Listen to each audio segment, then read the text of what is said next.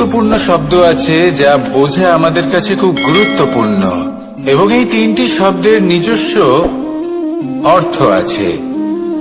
প্রথম হল সঙ্গবদ্ধতা, অর্থাৎ একসাথে মিলে কাজ করতে হবে, একসাথে মিলে পরিশ্রম করতে হবে, সামনে এগোতে হবে। এরকম করতে পারলে আপনার শক্তি বৃদ্ধি পাবে, আপনার ক্ষমতা বৃদ্ধি পাবে, আপনি এগোতে পারবেন এবং অনেক দূরে যেতে পারবেন। দ্বিতীয় হল আত্মবিশ্বাস।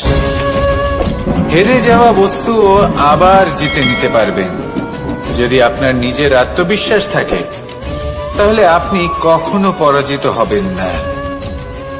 এবং তৃতীয় হল অহংকার।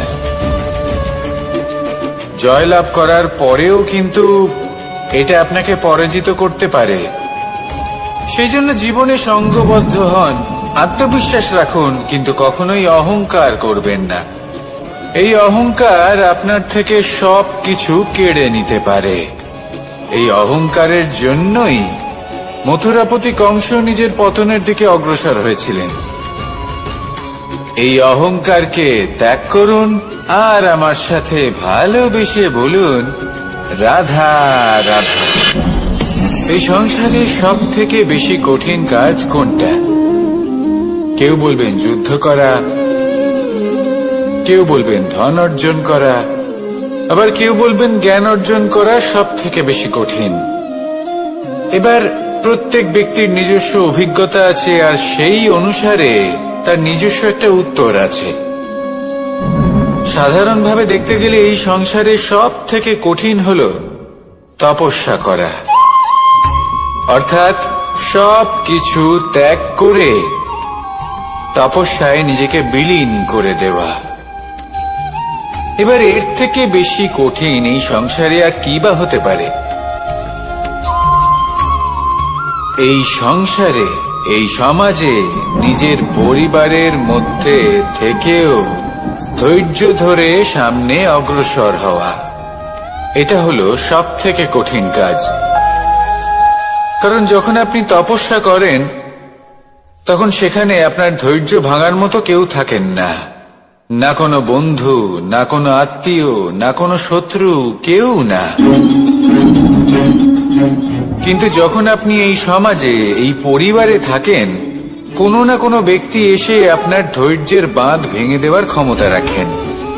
তারা আপনার ধৈর্যের বাঁধ ভেঙে দেয়, আর কখনো কখনো তারা অনিচ্ছাকৃতভাবেই সেটা করে থাকেন। কারণ তাদের মানসিকতা আপনার থেকে আলাদা, তাদের কর্ম আপনার থেকে আলাদা, তাদের দৃষ্টিভঙ্গি আপনার থেকে আলাদা, জীবন যাপন আপনার থেকে আলাদা। সেক্ষেত্রে আপনি ধৈর্যচ্যুত হন, প্রসন্নতা আপনার থেকে ছিনিয়ে নেওয়া হয়। সেই জন্য এই সংসারে, এই পরিবারের থেকেও ধৈর্য ধরে সামনে অগ্রসর হওয়া কোনো পর্বতের শিখরে গিয়ে তপস্যা করার থেকেও অনেক বেশি কঠিন। আর যে ব্যক্তি এই সমাজেই, এই পরিবারে, সেই সকল মানুষের মধ্যে থেকে গিয়েও ধৈর্য ধরে অগ্রসর হতে থাকেন, যারা এই কাজটা শিখে নিতে পারেন, তারাই কিন্তু জীবনে আনন্দ লাভ করতে পারেন। এই ধৈর্যই শেষে আপনার জীবনে প্রসন্নতা বহন করে আনবে।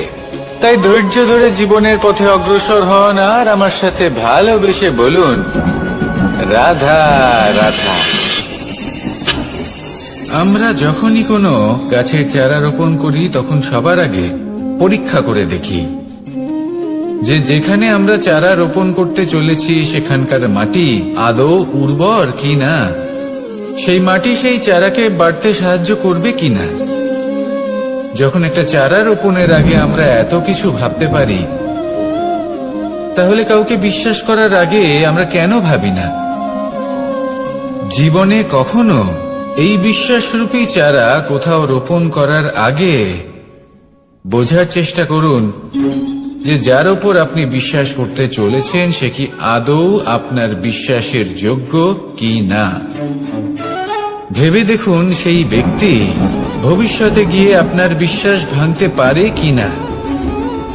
এটাও ভেবে দেখুন যে যাকে আপনি বিশ্বাস করতে চলেছেন তাকে আপনি বিশ্বাস করলে নিজের জীবনের উদ্দেশ্যে আপনি অগ্রসর হতে পারবেন কিনা, আর তার জন্য প্রয়োজন সঠিক সিদ্ধান্ত, পরখ করা, কোনটা উচিত কোনটা অনুচিত সেটা বোঝা। আর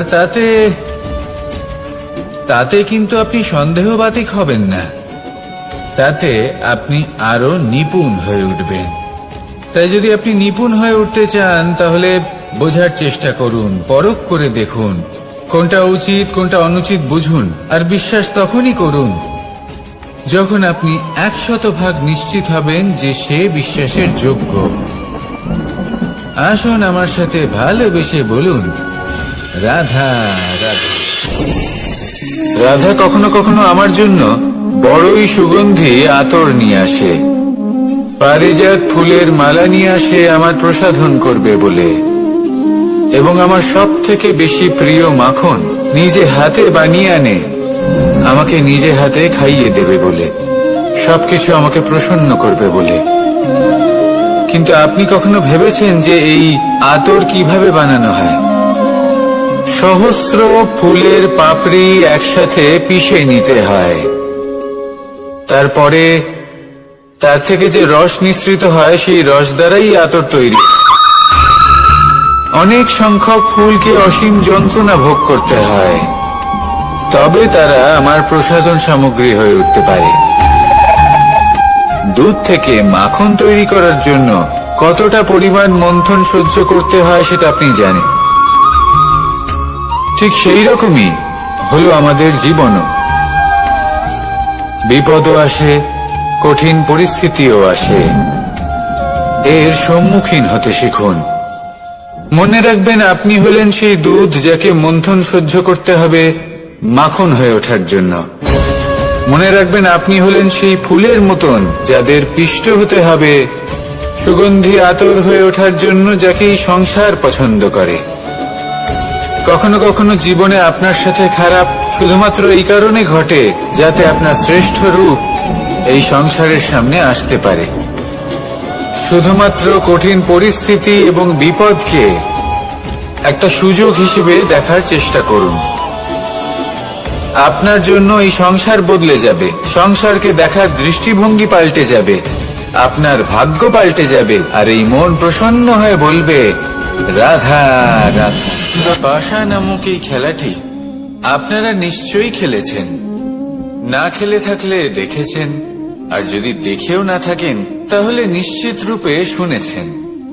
মহাভারতের এই মহাযুদ্ধ কোথাও না কোথাও এই পাশা নামক খেলার কারণে হয়েছিল। পাশার এই বিচিত্র খেলা, দান, এইসবের কারণে কেউ নিজের মাথায় রাজ মুকুট পরিধান করেছিলেন, আবার সেখানে পরাজিত হওয়ার জন্য কাউকে বনবাসও ভোগ করতে হয়েছিল। কিন্তু এই খেলা সমাপ্ত হওয়ার পরে সমস্ত ঘুঁটি আর এই পাশার ছক একই পুটলিতে স্থান পেল। এটাই হলো আমাদের জীবন। এই সংসারে আমরা জয় পরাজয়ের বিষয়ে এতটাই ভাবি, এত চিন্তা করি যে এই জীবনের খেলার আনন্দটাই উপভোগ করতে পারি না। আর অবশেষে কি হয়? কেউ জয়ী হন, কেউ পরাজিত হন, কিন্তু দুজনেই একই স্থানে পৌঁছে যান। প্রত্যেক ব্যক্তি মৃত্যুর পরে একটি নির্দিষ্ট স্থানেই পৌঁছতে বাধ্য, কিন্তু ততক্ষণ এই জীবন, এই খেলা, তার আনন্দ উপভোগ করুন। এই সংসারে সেই ব্যক্তি শ্রেষ্ঠ স্থানে পৌঁছতে পেরেছেন যিনি এই সংসারকে প্রকাশ প্রদান করেছেন, যিনি কখনো জয় পরাজয় এ বিষয়ে ভাবেননি, শুধু এই জীবনের খেলার আনন্দ উপভোগ করেছেন। এটাই আপনিও করুন, আর আমার সাথে ভালোবেসে বলুন, রাধা রাধা।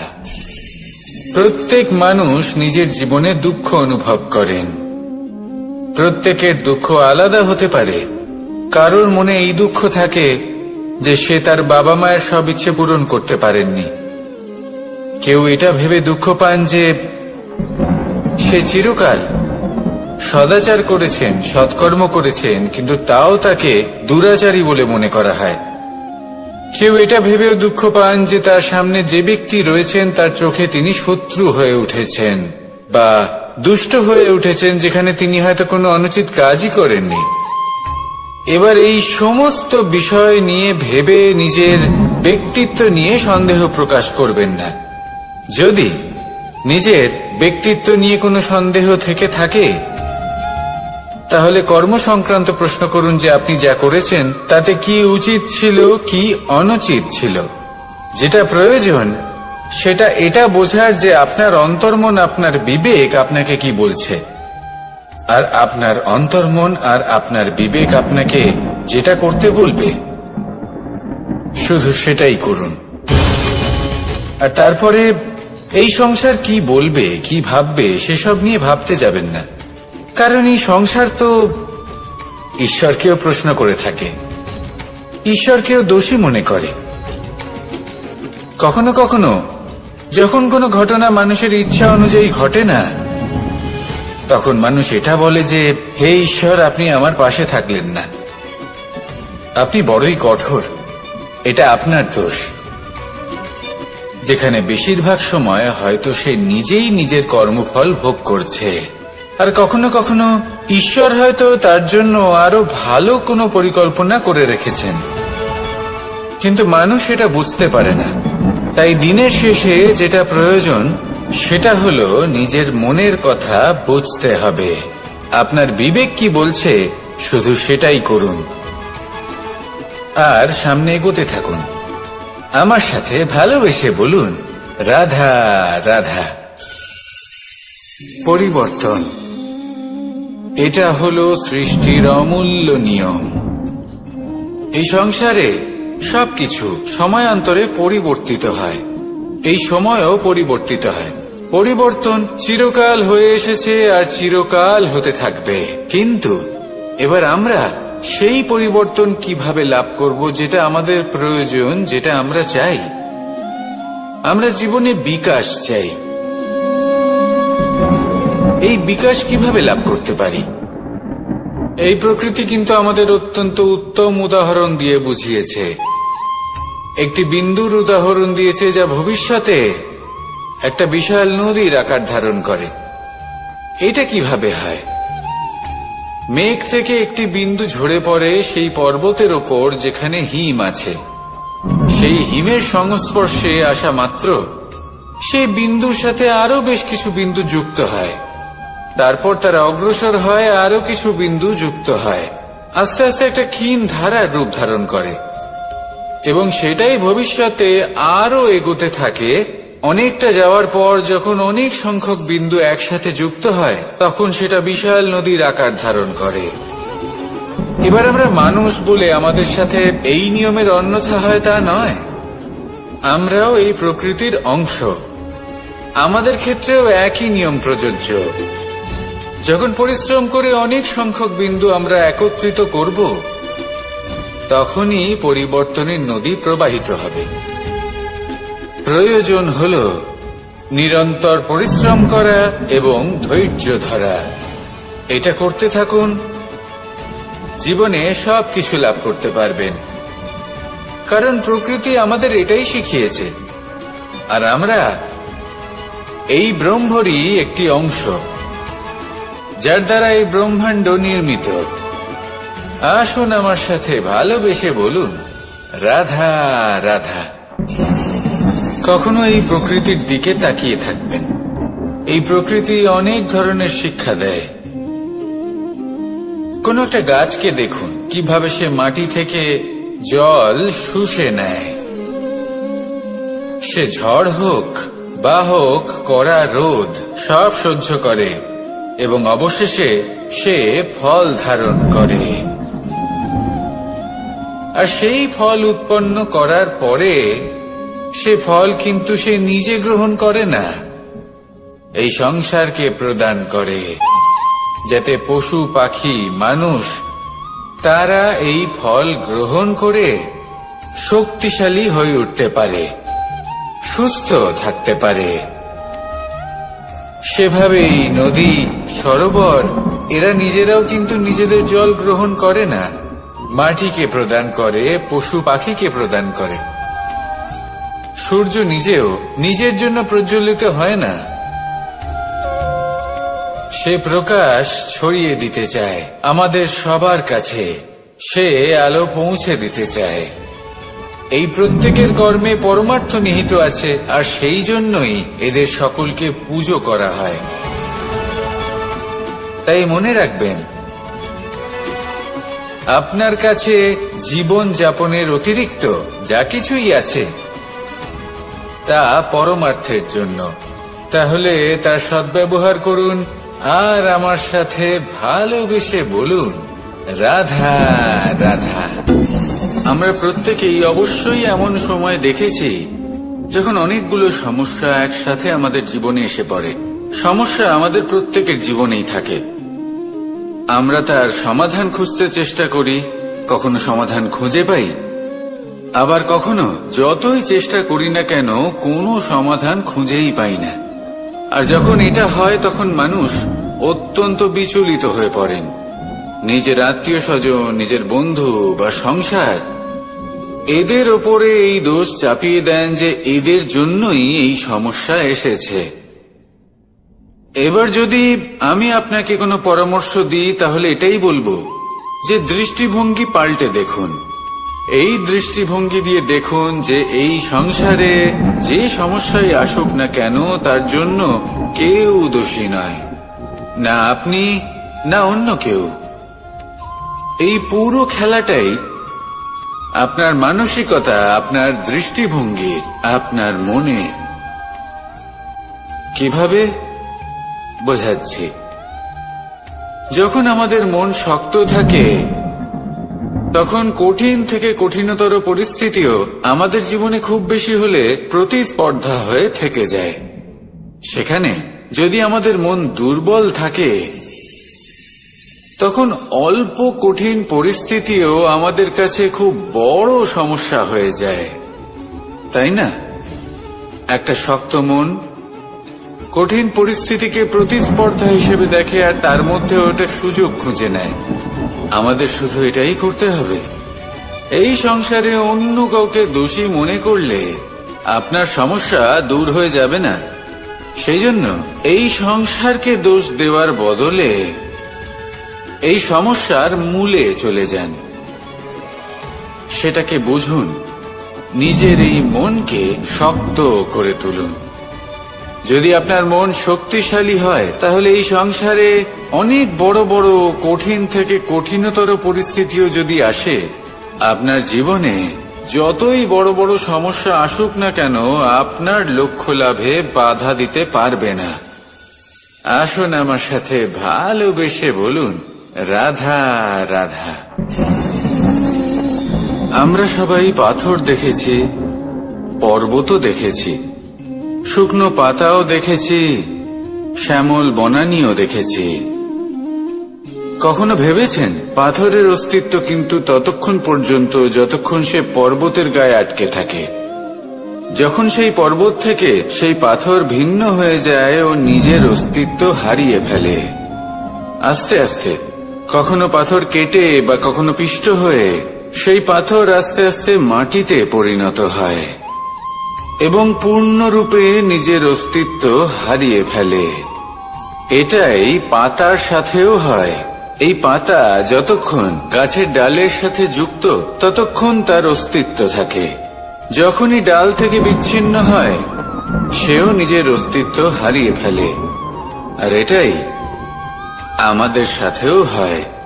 যতক্ষণ আমরা নিজেদের আপনজনের সাথে যুক্ত থাকি আমাদের অস্তিত্ব বজায় থাকে। যখন আপনজনদের সাথে সম্পর্ক ছিন্ন করি তখন আমরাও আমাদের অস্তিত্ব হারিয়ে ফেলি। এবার এই সংসারের প্রত্যেক ব্যক্তি স্বতন্ত্র থাকতে চান, আর অনেক ব্যক্তি স্বতন্ত্র থাকবেন বলে আপনজনদের দূরে করে দেন আর তাদের সাথে এই সম্পর্ক ছিন্ন করেন। এটা কি সত্যি প্রয়োজন? আপনজনদের সাথে সম্পর্ক ছিন্ন করে নিজের অস্তিত্ব হারিয়ে ফেলা প্রয়োজনীয়, নাকি আপনজনদের সাথে সম্পর্ক বজায় রেখে নিজেদের স্বতন্ত্র করে রাখা সেটা আবশ্যক? নির্বাচন আপনারই। আসুন আমার সাথে ভালোবেসে বলুন, রাধা রাধা। আপনি কি কখনো নৌকা যাত্রা করেছেন?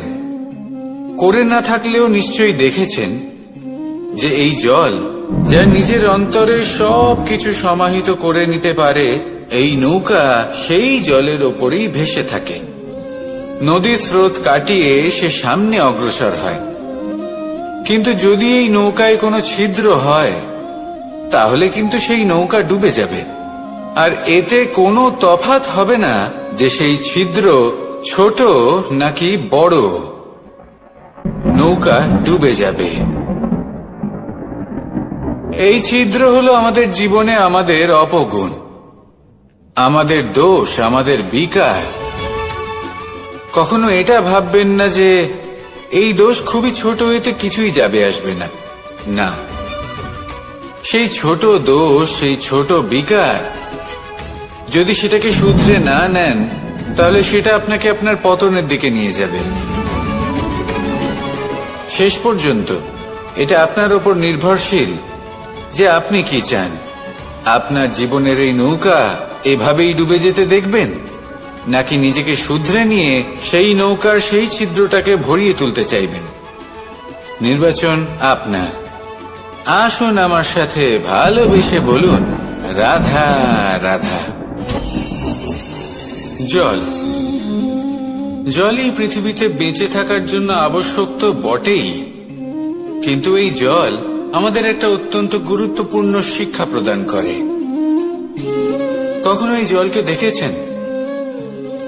যে পরিস্থিতিতেই এই জল প্রবাহিত হোক না কেন, এর উপর যা কিছুই প্রভাব থাকুক না কেন, এর পথে যতই বাধা আসুক না কেন, তার মধ্যে থেকে ও নিজের পথ ঠিক বের করে নেয়, কিন্তু নিজের প্রবাহ থামতে দেয় না, ক্রমাগত অগ্রসর হতে থাকে।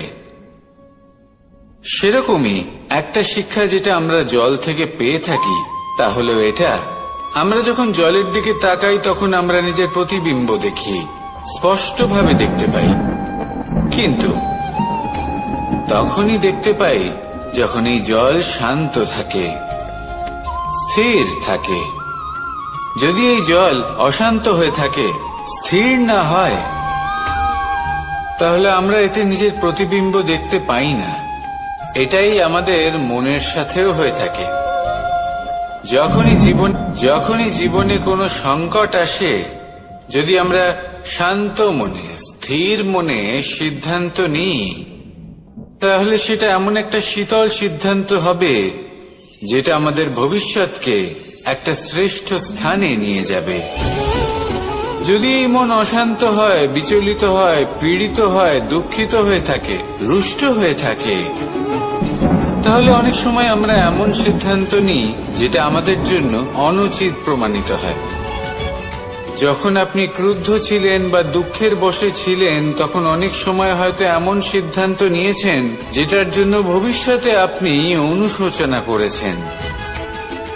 এবার দেখুন, এই আবেগগুলো থেকে আমরা পালাতে পারবো না, কিন্তু এই আবেগগুলো আপনার উপর কতটা প্রভাব ফেলবে সেটা আমরা অবশ্যই ঠিক করতে পারি। এই মনকে আমরা নিয়ন্ত্রণ করতে পারি। এটাই করুন, চিন্তা করুন, এই মনকে শান্ত রাখুন, স্থির হতে চেষ্টা করুন, আর তারপরে সিদ্ধান্ত নিন। আসুন আমার সাথে ভালোবেসে বলুন, রাধা রাধা। এই সংসারে ভৌতিক বস্তুরও নিয়তি আছে। যারাই এই সংসারে আসে বা উৎপন্ন হয়, তারা কিছুমাত্র সময় পর্যন্তই এখানে থাকতে পারে, আর তারপরে সেও লুপ্ত হয়ে যায়। অর্থাৎ সে নিজেও এই পঞ্চমহাভূতে সমাহিত হয়ে যায়। আমাদের সাথেও ঠিক এটাই হয়। সেই জন্যই ঈশ্বর দ্বারা প্রদত্ত এই উপহারের বিষয়ে ভাবুন, এই জীবনের বিষয়ে ভাবুন। ঠিক যেমন বিশ্বাস ভঙ্গ হলে কোনো ব্যক্তি আমাদের কাছে অপরিচিত হয়ে যান, ঠিক সেরকমই শেষ নিঃশ্বাস ত্যাগের পর এই শরীরও আমাদের কাছে পরই হয়ে যায়। তাই এই শরীর থাকাকালীন শ্রেষ্ঠভাবে একে সদ্ব্যবহার করুন। এই জীবনে শ্রেষ্ঠ কর্ম করুন। আর এই জীবনকে শ্রেষ্ঠভাবে যাপন করার জন্য কিছু কথা বোঝা প্রয়োজনীয়। যদি আপনি কারোর প্রশংসা করেন তাহলে পূর্ণ হৃদয় দিয়ে করুন। যদি আপনি হস্তক্ষেপ করে থাকেন তাহলে মস্তিষ্ক দ্বারা করুন। যদি আপনি সমীক্ষা করেন তাহলে বিবেক দ্বারা করুন। যদি আপনি ধন অর্জন করতে চান তাহলে নীতি অনুসারে চলুন। যদি জীবন যাপন করতে চান তাহলে রীতি মেনে করুন। আর যদি ঈশ্বরের ভজন করতে চান তাহলে ভক্তিভাব নিয়ে করুন। শুধু এই কথা মনে রাখবেন যে আপনার এই জীবন কিন্তু অনিশ্চিত কাল পর্যন্তই আছে। কতক্ষণ আছে সেটা কেউ জানে না। তাই কিছু মুহূর্ত যেটা যাপন করতে আমরা এখানে এসেছি সেখানে ক্রোধ, অহংকার, ঈর্ষা এইসব আবেগের কি গুরুত্ব বলুন তো? এগুলো ত্যাগ করুন। মানুষকে ক্ষমা করতে শিখুন। আস্তে আস্তে বিশ্বাস করতে শিখুন। এই সংসারে নিঃস্বার্থভাবে প্রেম করতে শিখুন আর সবার মধ্যে আনন্দ বিতরণ করুন। তাই এই সব গুণ যদি আপনি আত্মসাৎ করতে পারেন তাহলে আপনার জীবনে শুধু আনন্দ এবং আনন্দই বিরাজমান হবে। আসুন আমার সাথে ভালোবেসে বলুন, রাধা রাধা। এবার কখনো কখনো জীবনে আমাদের মনে হয় যে চতুর্দিকে শুধুমাত্র অন্ধকারই হয়ে আছে। প্রত্যেকেরই তা কখনো মনে হয়। আর তখনই আমাদের নিরাশ হলে চলবে না, আমাদের দুঃখী হলে চলবে না। সেই সময় আমাদের খুঁজতে হবে নিজেদের আশেপাশে, চতুর্দিকে আর কোথাও না কোথাও আমরা প্রকাশ অবশ্যই দেখতে পাব। আশার একটা কিরণ অবশ্যই দেখতে পাব। কেউ এমন একটা কর্ম করেন যেটা দেখে আমরা প্রেরিত হয়ে যাই। আর এমন কোন কর্ম যদি আপনারা করেন তাহলে সেই কর্ম আপনার মনকে প্রসন্ন ভাব, আনন্দ এবং ভালোবাসার দ্বারা ভরিয়ে তুলবে। আপনার অন্তরের সেই অন্ধকারের অন্ত করবে, দুঃখেরও অন্ত করবে। আর এই মন প্রসন্ন ভাব নিয়ে বলবে, রাধা রাধা। দেখতে গেলে এই সংসার বড়ই সুন্দর, কিন্তু আসল সত্যি এটাই যে সংসারে সবকিছু নশ্বর। যেটা কাল ছিল তা আজ নেই, যা আজ আছে তা কাল ছিল না, আর যা আজ আছে তা কালও থাকবে না। প্রত্যেক মানুষকেই যথাসময়ে কালের কাছে মাথা নত করতে হয়। এই রূপের বিনাশ করে বার্ধক্য, প্রাণের বিনাশ করে মৃত্যু। আলস্য, ঈর্ষা ধর্মের বিনাশ করে, আর ক্রোধ বিনাশ করে সম্পর্কের। কিন্তু এরকম একটা অনুভূতি আছে যা একাই সমস্ত গুণ বিনাশ করতে সক্ষম হয়, আর সেটা হলো অহংকার। তাই জ্ঞানকে নিজের কাছে আসতে দিন, কিন্তু অহংকারকে কখনোই নয়। কারণ যদি এই অহংকার আপনার কাছে চলে আসে তাহলে জীবনে যা কিছু আপনি অর্জন করেছেন, তা সে গুণ হোক বা হোক ধন, সে বন্ধু হোক বা হোক আনন্দ, সবকিছু শেষ হয়ে যাবে।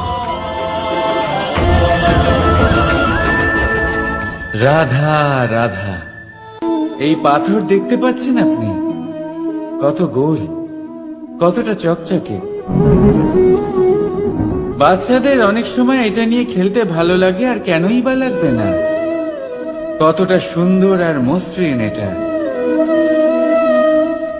কিন্তু আপনি কি কখনো ভেবে দেখেছেন এই পাথর আগে কি ছিল?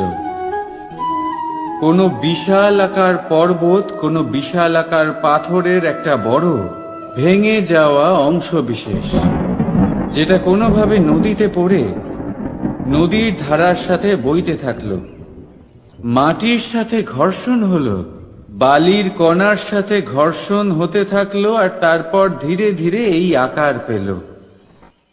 এবার আমরাও এই পাথরের মতোই। তাই মনে রাখবেন, আপনার ব্যক্তিত্ব, আপনার এই স্বরূপ ঈশ্বরের দেওয়া কখনোই নয়। হ্যাঁ, প্রকৃতি অবশ্যই আপনাকে জন্ম দিয়েছেন, কিন্তু আপনি নিজে নিজের ব্যক্তিত্বের রচয়িতা, আর আপনি তা রচনা করেন কঠিন পরিস্থিতির মুখোমুখি হয়ে, সংকটের ধারা পার করে। তাই আপনিও এই পাথরের মতো নিরন্তর চেষ্টা করতে থাকুন, নিজের অস্তিত্ব বজায় রাখুন, এই অস্তিত্বকে মহান করতে থাকুন, আর আমার সাথে ভালোবেসে বলুন, রাধা রাধা। বর্ষাকালে যখন ভয়ানক বৃষ্টি হয়, তীব্র গতিতে যখন হাওয়া চলে, তখন আপনি নিশ্চয়ই দেখেছেন যে পাখিরা, যাদের বাসা মাঝে মাঝে ভেঙে পড়ে, নষ্ট হয়ে যায়, কিন্তু আপনি কি কখনো সেই পাখিদের বিলাপ করতে দেখেছেন? কখনো নয়।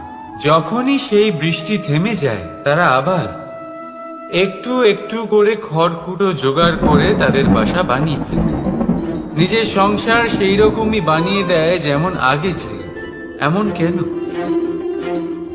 কারণ এই ঝড়ের তাণ্ডবের সাথে সেই পাখিদের কোনো বোঝাপড়া করারই নেই।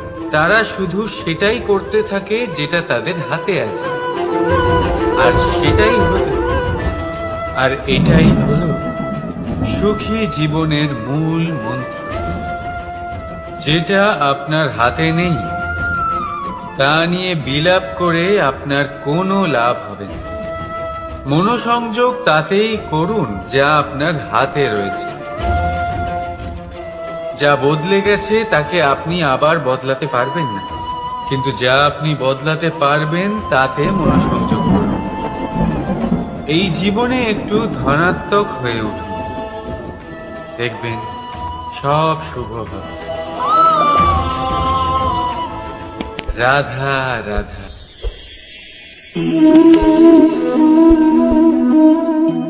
ছোটবেলায় একটা জিনিস আমি কখনো বুঝে উঠতে পারিনি।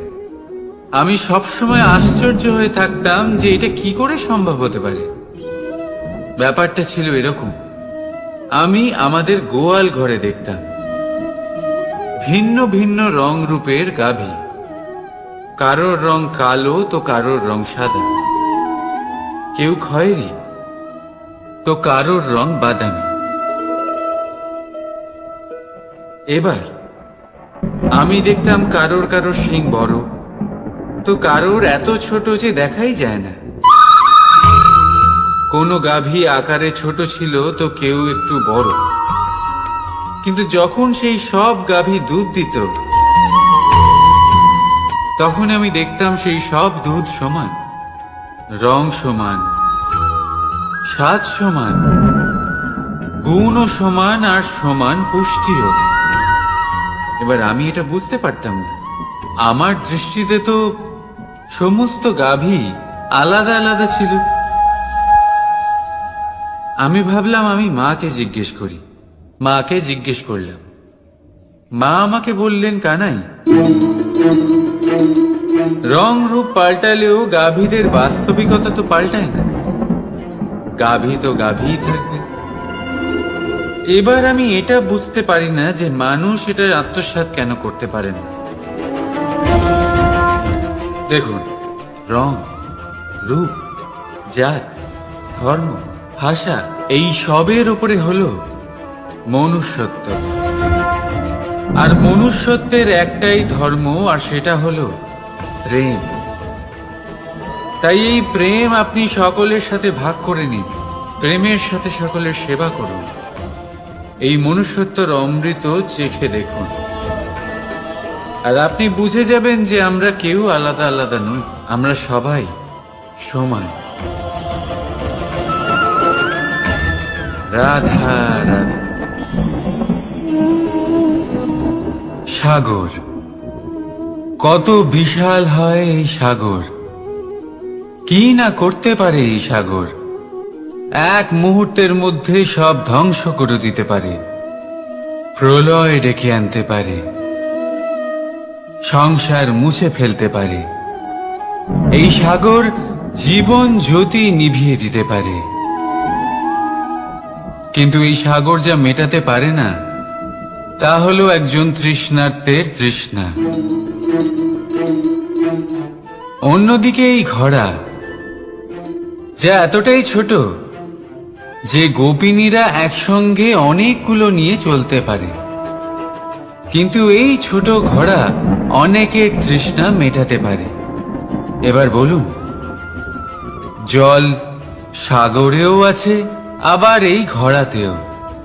তাহলে পার্থক্য কোথায়? এখানে পার্থক্য হলো তাদের আচরণের মধ্যে। একজন মাটির মধ্যে মিষ্টি জল ধরে রাখে, তো আরেকজন নিজের নোনা জলের আঘাতে যে কাউকে মাটিতে মিশিয়ে দিতে পারে। আপনি কি হতে চাইবেন? সাগরের নোনা জল হয়ে কারোর আশা চূর্ণ বিচূর্ণ করে দিতে, নাকি মিষ্টি জলের ঘোড়া হয়ে কারোর তৃষ্ণা মেটাতে? সিদ্ধান্ত আপনার। রাধা রাধা।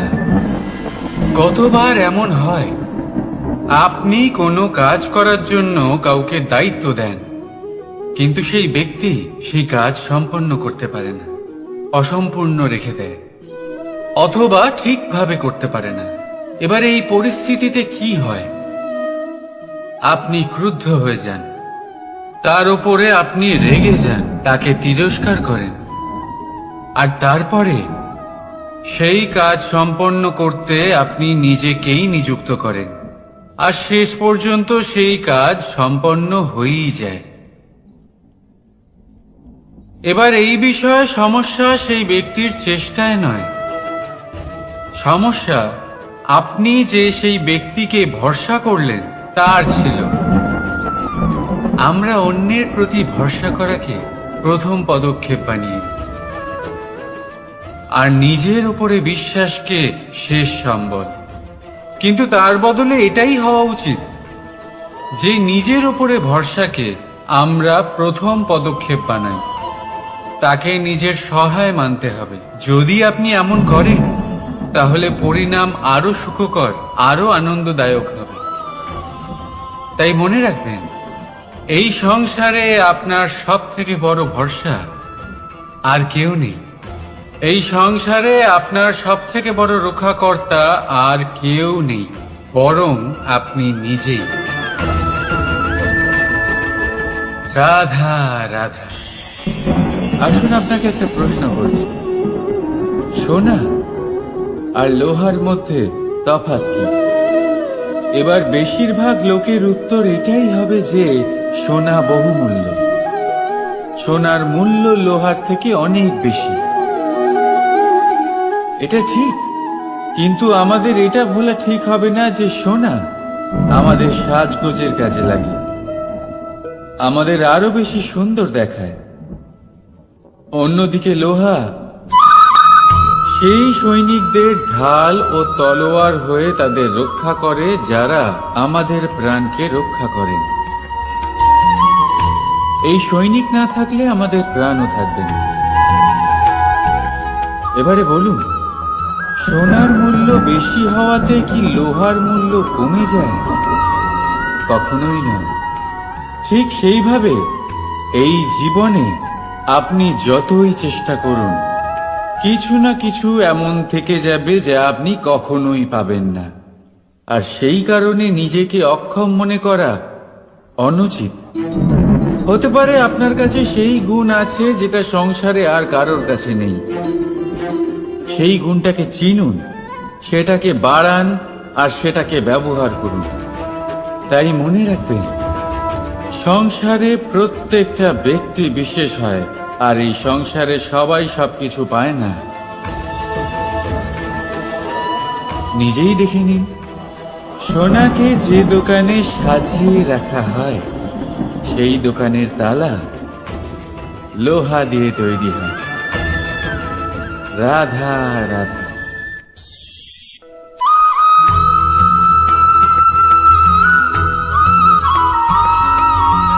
মানুষের মানসিকতা এমন হয় যে সে যতটা করে আশা করে যে তার থেকে অনেক বেশি তার বদলে সে পাবে। দেখুন, সবকিছুই আপনার ভাবনা চিন্তার উপর নির্ভর করছে। আপনি যদি ফলের বিষয়ে ভেবে কর্ম করতে থাকেন তাহলে সেটা অনুচিত। জীবনের আসল আনন্দ হলো নিজের কর্ম করতে থাকা, ফলের চিন্তা করা উচিত নয়। যদি আপনি এরকম ভাবেন যে আমি এতটা করছি, আমার এতটা পাওয়া উচিত, সেই ভাবনা অনুচিত। যদি আপনি সেবার মানসিকতা নিয়ে কর্ম করতে থাকেন, কর্মচক্রে প্রবাহিত হন, যদি আপনি এমন ভাবনা রাখেন যে আমি এতটা পাচ্ছি তাই এর থেকে অনেক বেশি আমি কর্ম করব, তাহলে নিশ্চিত রূপে আপনি যতটা করছেন তার থেকে অনেক বেশি আপনি পাবেন। আপনার আশার থেকে অনেক বেশি আপনি পাবেন। শুধু জীবনে অনেক বেশি কাজ করতে থাকুন, ফলের চিন্তা করবেন না। আর মনে রাখবেন, এই ভাবনাই সব থেকে বড় বীজ। কর্মের উপর বিশ্বাস রাখুন। জীবনে যা যা আপনি চান সবই সুখময় হবে। আসুন আর আমার সাথে ভালোবেসে বলুন, রাধা রাধা।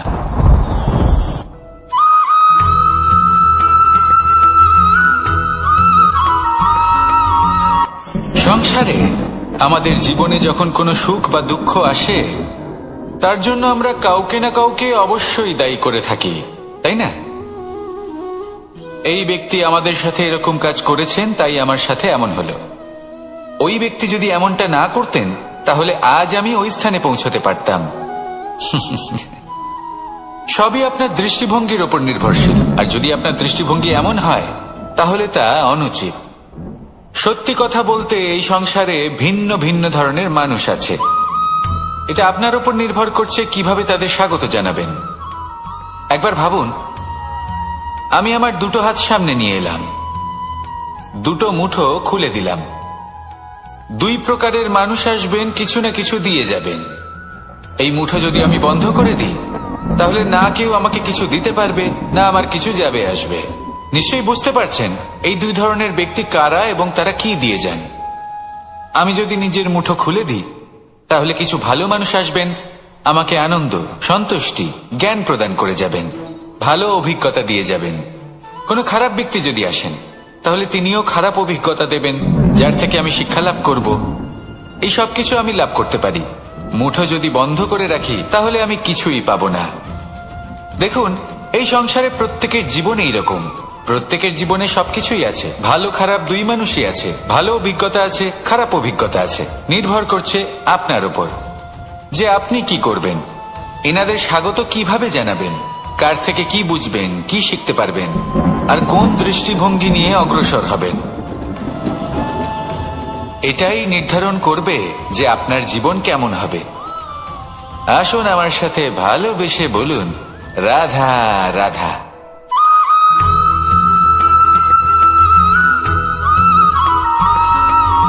ফিরে আসছিলেন এবং তাদের ফেরার পথে হঠাৎ করে কোথাও থেকে একটি বাছুর চলে এলো। এই দুই বোন ভয়ভীত হয়ে গেলেন আর তাদের হাত থেকে সেই আটা পড়ে গেল, মাটিতে মিশে গেল।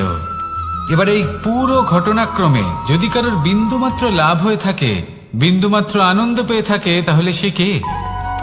সেই ছোট বোন, যিনি মাঝে মাঝেই গমের দানা তুলছিলেন এবং খাচ্ছিলেন। কিছুটা হলেও উনি আনন্দ লাভ করেছিলেন। এবার এরকমই হলো আমাদের জীবনে ভক্তি এবং ভালোবাসা সংক্রান্ত বিষয়। মানুষ নিজের জীবনের দৈনিক কাজে এতটাই ব্যস্ত হয়ে পড়েন, প্রত্যেক দিন শুধু কাজ কাজ কাজ কাজ করতে থাকেন, আর তাতে ভক্তি এবং ভালোবাসার জন্য সময় বার করতেই পারেন না। দেখুন, জীবনে ভক্তি আর প্রেমের এই যে ছোট ছোট মুহূর্ত আছে, এগুলো যদি আপনি যাপন করতে পারেন তাহলে তাতেই আপনি তৃপ্তি লাভ করবেন। বাকি সবই আপনার ব্যর্থ বলেই মনে হবে।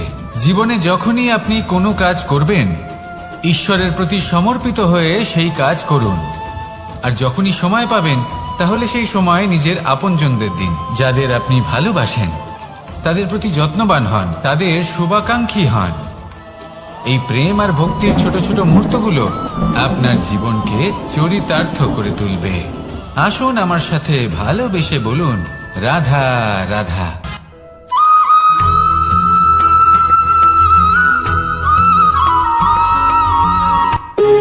যখন মানুষের মৃত্যু হয় তখন কি হয়?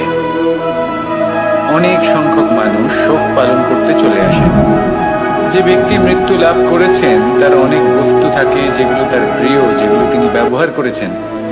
তার শয্যা, তার বস্ত্র, তার আভূষণ সবকিছু তার থেকে বিচ্ছিন্ন করা হয় এবং খালি হাতে তাকে শ্মশানের উদ্দেশ্যে রওনা করা হয়। আমি আপনাকে এই প্রশ্ন করতে চাই, আপনি এই সংসারে কি অর্জন করেছেন? ধন সম্পত্তি, বস্ত্র, আভূষণ, এই সবকিছু যে আপনি অর্জন করেছেন, আপনার মৃত্যুর পরে তা আপনার থেকে দূর হয়ে যাবে। এর উত্তর হলো একটাই, আপনার কর্ম। শুধু সেটাই আছে যা একান্ত আপনার, আর শুধু সেটাই এই সংসার থেকে চলে যাওয়ার পরেও সংসারেই জীবিত থাকবে। যদি আপনি দুষ্কর্ম করেন তাহলে এই সংসার আপনাকে একটি অনুচিত উদাহরণ হিসেবে মনে রাখবে যে এই ব্যক্তি খুব পাপী ছিল, অনুচিত কর্ম করতেন। যে পথে তিনি চলেছেন সেই পথে কারোর চলা উচিত নয়। সেখানেই যদি আপনি সৎকর্ম করেন তাহলে সংসার চিরকাল এটাই বলবে যে খুব ভালো মানুষ ছিলেন, সবাইকে ভালোবাসতেন, সবাইকে সাহায্য করতেন, আমার খুব প্রিয় মানুষ ছিলেন। এটাই হলো শ্রেষ্ঠ কর্ম। সেই জন্য জীবনে শুধুমাত্র ধন সম্পত্তি, আভূষণ এই সব অর্জন করতে গিয়ে নিজের মনোনিবেশ করবেন না। শ্রেষ্ঠ কর্ম করুন। সংসার থেকে চলে যাওয়ার পরেও এই কর্মই এই সংসারে আপনাকে জীবিত রাখবে। আসুন আমার সাথে ভালোবেসে বলুন, রাধা রাধা।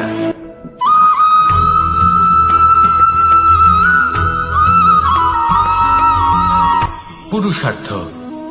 শাস্ত্রে 4 ধরনের পুরুষার্থের কথা বলা হয়েছে। প্রথম হলো ধর্ম।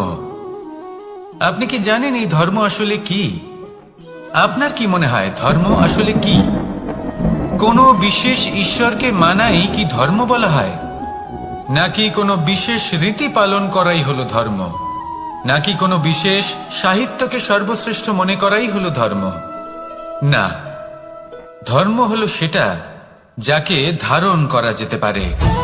আর ধারণ শুধু সেটাই করা যায় যা পবিত্র। পবিত্র শুধু তাকেই বলা হয় যা নিঃস্বার্থ, যার মধ্যে শাসন করার কোনো ইচ্ছে নেই, যা সরলভাবেই প্রবাহমান, জল এবং বায়ুর মতো। যখন কোনো ব্যক্তি ধর্মকে ধারণ করেন এবং সেই ধর্ম সেই ব্যক্তিকে রক্ষা করে, তখন তাকে ধর্ম বলা হয়। ধর্ম যা রক্ষা করে অহংকার থেকে, খারাপ চিন্তার হাত থেকে। সেই জন্য পুরুষার্থ গড়ে তোলার আগে, ধর্ম পালন করার আগে ধর্মের প্রকৃত অর্থ কি সেটা বুঝে নিন। এটা জেনে রাখুন যে সমস্ত ধর্মের আধার, সমস্ত ধর্মের ভিত শুধুমাত্র ভালোবাসা। আসুন আর এই ভালোবাসার সাথেই বলুন, রাধা রাধা।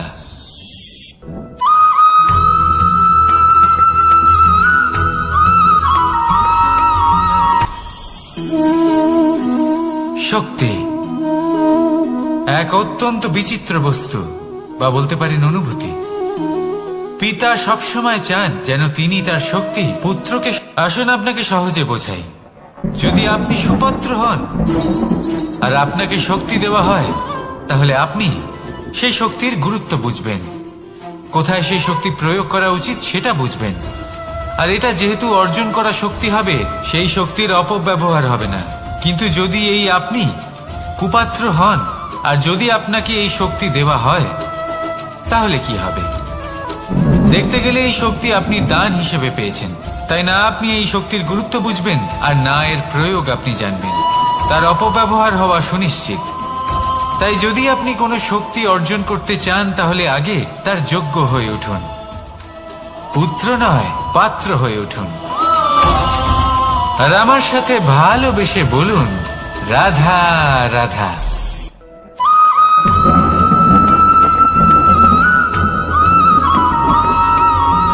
কথায় আছে যে এমন কোনো অক্ষর নেই যার দ্বারা কোনো মন্ত্র হয় না, এমন কোনো বনস্পতি নেই যা নিজেই একটা ঔষধি নয়, পৃথিবীর এমন কোনো ব্যক্তি নেই যার মধ্যে কোনো যোগ্যতা থাকে না।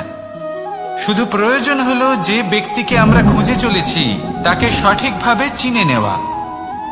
যদি তার যোগ্যতা, তার বিশেষত্ব আমরা বুঝতেই না পারি, তাহলে আর লাভ কি রইল?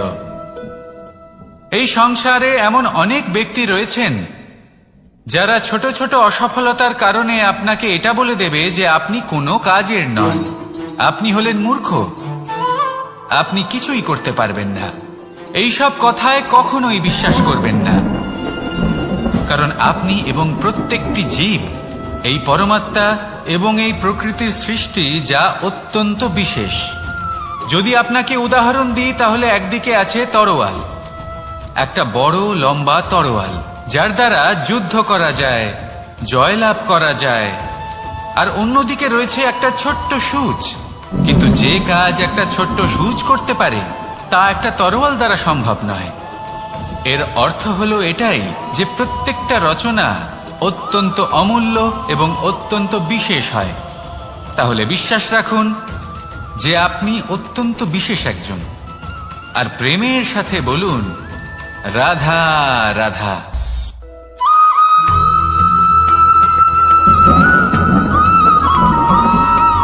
মানুষের একটি সমস্যা আছে যে মানুষ সাফল্যকে মাপতে থাকেন, লক্ষ্যপ্রাপ্তিকে মাপতে থাকেন এবং তার তুলনা করতে থাকেন যে ও এত কিছু পেল আর আমি পেলাম না,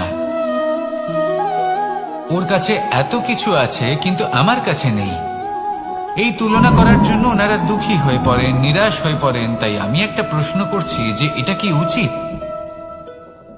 এই সংসারে আপনি কি নিয়ে তুলনা করবেন, যেখানে সূর্যদেব চন্দ্রমা দুজনেই আছেন, দুজনেই হলেন বিশেষ, দুজনেই নিজ নিজ সময়ে উদিত হন। এদের মধ্যে একজন না থাকলে তাহলে আমাদের জীবন কঠিন হয়ে পড়বে। ঠিক সেইভাবেই আপনি যদি একটা বড় রেখা অঙ্কন করেন তাহলে অন্য রেখাটি ছোট হয়ে পড়ে না, সে তেমনই থাকে যেমনটা সে ছিল। আপনার অস্তিত্ব কখনো ছোট বা বড় হতে পারে না। শুধু তুলনা করার জন্য আপনার এটা মনে হতে পারে। যদি আপনি যুদ্ধ করতে চান আপনার তলোয়ারের প্রয়োজন পড়বে, যদি বস্ত্র তৈরি করতে চান এত বড় তলোয়ার দিয়ে কিছুই হবে না, তখন প্রয়োজন পড়বে একটা ছোট্ট সূচের। তাই তুলনা করবেন না, না নিজেকে ছোট মনে করবেন না অন্য কাউকে।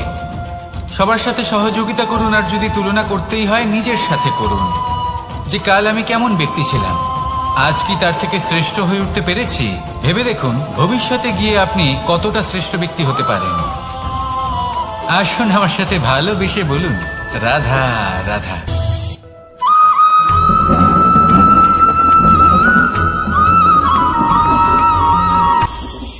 এটা হলো ধান গাছ।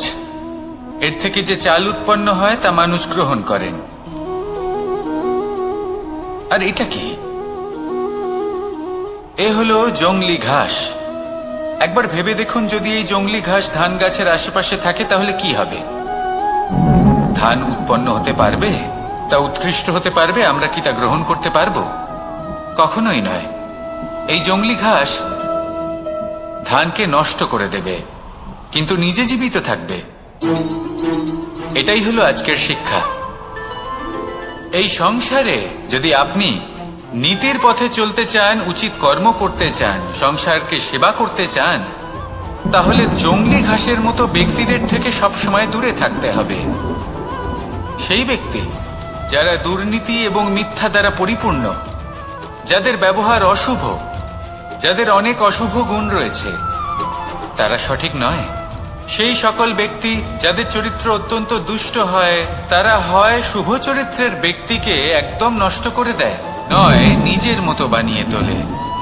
তাই যদি আপনি নীতির পথে চলতে চান, এই সংসারের জন্য শুভ কর্ম করতে চান, তাহলে সেই সঙ্গ লাভ করুন যে সঙ্গ জ্ঞানে পরিপূর্ণ, যাদের মধ্যে অনেক গুণ আছে, যাদের থেকে প্রতিদিন কিছু শিখতে পারবেন। এমন ব্যক্তির সাথে জীবন অতিবাহিত করুন, দুরাচারীদের থেকে দূরে থাকুন। তবেই এই মন প্রসন্ন হয়ে বলবে রাধা রাধা।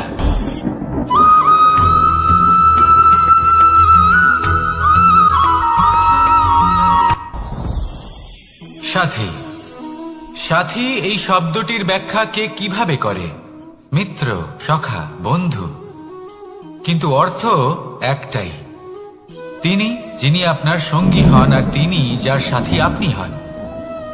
এবার সব থেকে বড় প্রশ্ন হলো এটাই যে তিনি কে হতে পারেন যাকে আপনি আপনার সাথী বলে মেনে নিতে পারেন, নিজের সখা, নিজের মিত্র, নিজের বন্ধু মেনে নিতে পারেন।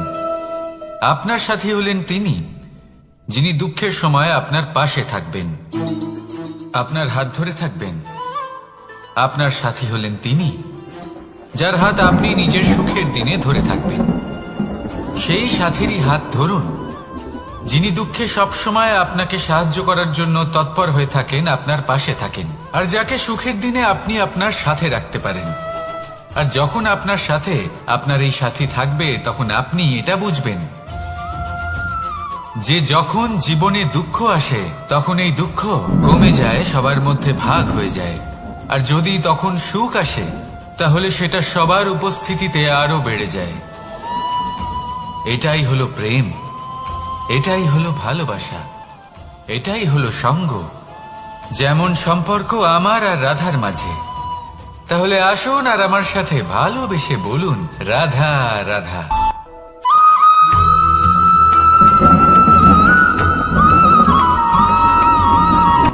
কথায় আছে, অন্ধকারে প্রদীপ প্রজ্বলিত করলে চতুর্দিক আলোকিত হয়। কিন্তু যদি এই প্রদীপ আমি সূর্যের আলোর সম্মুখে সকালবেলায় প্রজ্বলিত করে রেখে দিই তাহলে কি হবে? আপনি বলবেন যে এটা করে তো কোনো লাভই হলো না। সূর্যের প্রকাশের সামনে এই প্রদীপ আসলে কিছুই নয়। এবার এই চিন্তা ভাবনা প্রত্যেক দিন করতে হবে আর একটা অমূল্য শিক্ষা পেতে হবে। মনে করুন যে আপনি মহাপুরুষের সামনে বসে আছেন, কোন মহাজ্ঞানীর সামনে। তাহলে সেই ব্যক্তির সামনে নিজের জ্ঞানের প্রদীপ প্রজ্বলিত করবেন না, নীরব থাকুন আর সেই ব্যক্তির সূর্যের প্রকাশের মতো জ্ঞান প্রাপ্ত করুন। যতটা পারবেন জ্ঞান লাভ করুন। যদি এমন কোন সময় এমন কোন স্থানে আপনি আছেন যেখানে চতুর্দিক অন্ধকার, কারোর কাছেই জ্ঞান নেই, সেখানে নিজের জ্ঞানের প্রদীপ প্রজ্বলিত করুন। এমন করলে দুদিক থেকেই আপনার লাভ হবে। আপনার জ্ঞান প্রাপ্তিও হবে আর জ্ঞানের সঠিক প্রয়োগও করতে পারবেন। আর এই মন প্রসন্ন হয়ে বলবে, রাধা রাধা।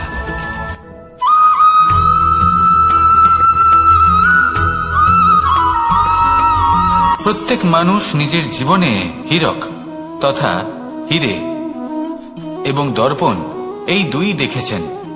এই দুই হলো সাদা এবং এরা দুজনেই আলোর প্রতিফলন ঘটায় এবং এরা দুজনেই উজ্জ্বল হয়ে ওঠে। আপনি হয়তো মনে মনে ভাবছেন যে এটা কি ধরনের তুলনা করছি। একটা হীরে তো রত্ন, তার মূল্য দর্পণের থেকে অনেক গুণ বেশি। কিন্তু হীরে থাকাতে দর্পণের মূল্য কিন্তু কোনো অংশে কমে যায় না, তাই না? মানুষ যখন হীরে নিজের হাতে নেয় তখন সবার আগে কি খোঁজে? দর্পণ, যাতে তার মধ্যে দিয়ে দেখে সে বুঝতে পারে যে সেই হীরে আদৌ তার শোভাবর্ধন করছে কিনা, তাকে ভালো দেখাচ্ছে কিনা, প্রসাধনের জন্য সেটা ব্যবহার করা ঠিক হবে কিনা। অর্থাৎ হীরের উপস্থিতিতে দর্পণের গুরুত্ব কম হলো না। দর্পণের কারণে হীরের মূল্য বোঝা গেল। আমাদের জীবনেও ঠিক এরকমই ঘটে। আপনারা যদি সংসারে নিজের আশেপাশে দেখেন, এমন অনেক মানুষ দেখতে পাবেন যারা নিজেদের ক্ষেত্রে মহান স্থানে পৌঁছেছেন, নিপুণ এবং শ্রেষ্ঠ হয়েছেন। আর তাদের মধ্যে আপনার নিজের মনে হয় যেন আপনি হলেন দর্পণ। নিজেকে ছোট মনে করবেন না। আপনার মূল্য কম হচ্ছে না, আপনার নিজস্ব মূল্য আছে। আর যদি আপনার অস্তিত্ব না থাকে তাহলে ওনাদের অস্তিত্বের মূল্য সংসার বুঝতেই পারবে না। জীবনে সবসময় চেষ্টা করবেন যাতে আপনি আরো বেশি শ্রেষ্ঠ হয়ে উঠতে পারেন। আপনি নিজে যে স্থানে আছেন সেটাকে ছোট মনে করবেন না, তারও নিজস্ব একটা মূল্য আছে। যদি আপনি হীরে হয়ে থাকেন তাহলে অহংকার করবেন না। যদি আপনি দর্পণ হয়ে থাকেন তাহলে নিজেকে ছোট মনে করবেন না। আসুন আর আমার সাথে ভালোবেসে বলুন, রাধা রাধা।